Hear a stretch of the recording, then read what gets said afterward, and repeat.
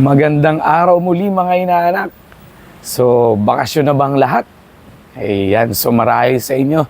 Ang iba, naboboard na sa kanilang tahanan.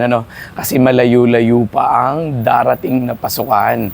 Ayan. So, malamang yung iba sa inyo nag-iisip na. Saan kaya po pwedeng pumunta, no?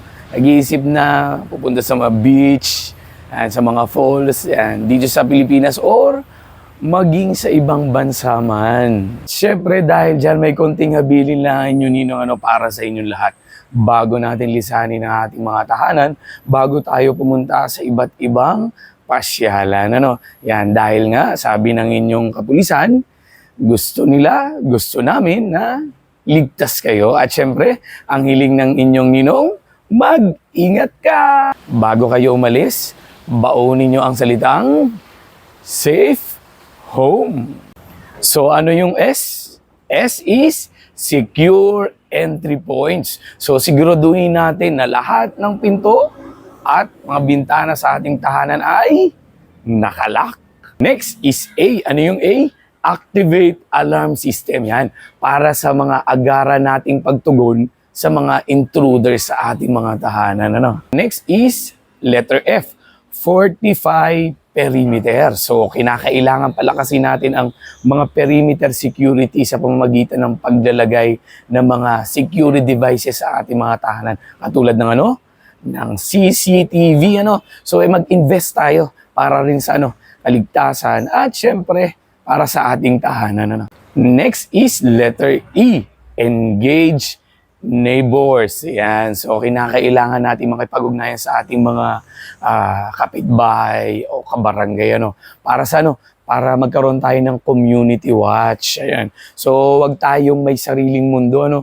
Maging may pakialam tayo sa ating mga kapitbahay. Ang letter T, timely maintenance ng Siyempre, nung mga nilagay natin mga security devices, baka naman naglagay nga tayo, nandun lang, nakalagay lang, hindi gumagana, So, kinakailangan din natin na ipacheck. Letter Y na tayo. So, ano yung Y? Yield professional help. So, ano ibig sabihin? So, kinakailangan natin kumonsulta sa mga professional para sa paglalagay ng ating mga security devices. Hindi yung hindi yung laging do it yourself, o yung bumibili lang tayo sa mga online shopping tapos tayo na yung magkakabit. So kailangan din natin kumonsulta sa kanila para sa para sa tamang pagkakabit at syempre sa tamang pagme-maintenance nito, Ayan, dumako naman tayo sa letter H, hide valuable things. So, itago natin ng maayos ang ating mga mahalagang ari-arian, hindi yung kung saan-saan lang natin inilalagay, di ba? Or, mas mabuti ay ihabili na lang natin sa ating mga kamag-anak o kakilala. So, next is letter O. Ano yung O? On and off. So, kinakailangan nating i-on lahat ng mga ilaw sa paligid ng ating tahanan.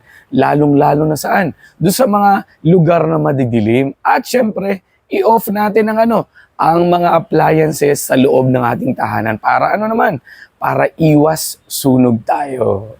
At syempre, isa pang importante, ang letter M. Ano yung M? Make sure to have dogs. Yan, kung hindi man kayo mahilig mag-alaga ng hayop, mag-alaga na kayo. Lalong-lalo na ang aso. Kasi bakit? Makakadagdag ito seguridad sa ating mga tahanan. Bukod sa pagiging man's best friend. Last but not the least, para makompleto natin ang salitang safety home, is ang letter E. So ano yung E? Emergency numbers. So kinakailangan malaman nyo ang number ng police station, number ng barangay, number ng fire department at iba pa para in case of emergency. So ayan mga inaanak, enjoy your vacation, kung saan man kayo pupunta, kung aalis man kayo ng inyong tahanan. At syempre, huwag niyong kalilimutan ang salitang safety home para sa kaligtasan at para sa iwas magnanakaw tayo sa ating tahanan. Kaya hanggang sa muli!